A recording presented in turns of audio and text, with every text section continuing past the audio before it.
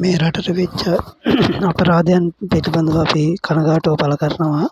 ඉක්මනින්ම අපේ රටේ ඉන්න සියලු දෙනාගේ ජීවිතය නැවත මේ තත්ත්වයට පත් වේවා කියලා ප්‍රාර්ථනා කරන අතර මේ පරිසරයෙන් වෙන සුබාදායමෙන් වෙන ආපදාද යථා තත්ත්වයට පත් වේවා කියලා ප්‍රාර්ථනා කරනවා.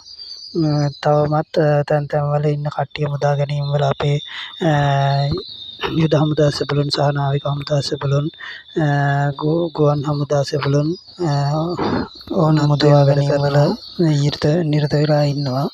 ඔවුන්ට සහයෝගයක් විදියට අපේ ත්‍රිපෝෂ පැමිලි එකේ ඉන්න අයියා සහ මනිත් සංජය අයියා මේ හැමෝගෙම වියලි සලාක අමු සලාක ආදී එකතු කරලා අවතම් වෙලා ඉන්න කට්ටියන්ට සහනදාර මළු යවනවා. හැකිතාක් පුළුවන් කට්ටිය ඒ කට්ටියන්ට සහයෝගය දක්වමින් අපේ රටේ ඉන්න කට්ටියන්ට සහයෝගය දක්වන්න කියලා අපේ ආයතනයේ විදියට ඉල්ලා සිටිනවා. හැමෝටම ස්තුතියි.